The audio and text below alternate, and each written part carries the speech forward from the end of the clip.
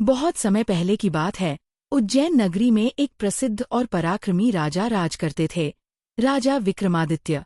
वे न केवल युद्ध कौशल में निपुण थे, बल्कि अपने न्याय के लिए भी दूर दूर तक प्रसिद्ध थे। उनकी प्रजा उन्हें दिल से चाहती थी, क्योंकि वे हर फैसले में सत्य और धर्म का पालन करते थे। एक बार की बात है, राजा विक्रम अपने दरबार में न्याय कर रहे थे। तभी एक बूढ़ा किसान रोते हुए दरबार में आया। राजा ने उसे तुरंत बुलवाया और पूछा, क्या हुआ वृद्ध, क्यों रो रहे हो? किसान ने रोते हुए कहा, महाराज, मैं एक गरीब किसान हूँ। मैंने अपने खेत बेचकर एक व्यापारी से गाय खरीदी थी, जो दूध बहुत देती थी। परंतु अब वह व्यापारी कह रहा है कि गाय उसकी है और मुझे झूठा चोर बता रहा है। राजा ने तुरंत सिपाहियों को आदेश दिया कि उस व्यापारी को दरबार में बुलाया जाए। थोड़ी ही देर में व्यापारी दरबार में हाजिर हुआ।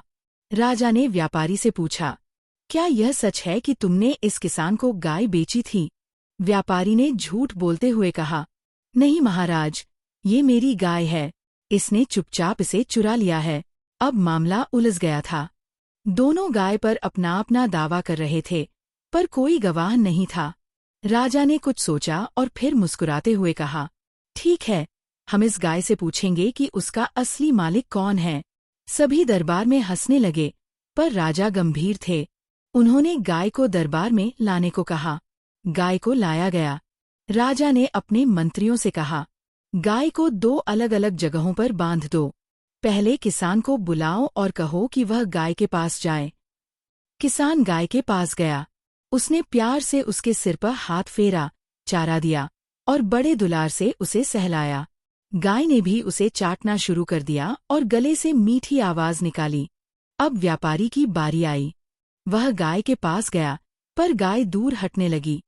वह घबरा गई और जोर से डकारने लगी। राजा ने मुस्कुराते हुए कहा, न्याय स्पष्ट है, गाय उस किसान की है। कोई भी पशु अपने असली मालिक को पहचानता है। सभी दरबारियों ने तालियां बजाईं और राजा की बुद्धिमत्ता की सराहना की। राजा ने व्यापारी को झूठ बोलने और निर्दोष को फंसाने के जुर्म में 1 महीने की कैद और जुर्माने की सजा दी। किसान को उसकी गाय वापस दिला दी गई और उसे कुछ धन भी दिया गया ताकि वह फिर से अपना जीवन शुरू कर सके। किसान राजा के चरणों में झुक गया और बोला, महाराज, आपने न केवल मेरी गाय वापस दिलाई, बल्कि मेरी इज्जत और भरोसा भी लौटा दिया। आप सचमुच देवतुल्य हैं। राजा ने मुस्कुराकर कहा, राजा का धर्म है सत्य का साथ देना और अन्याय के खिलाफ खड़ा होना।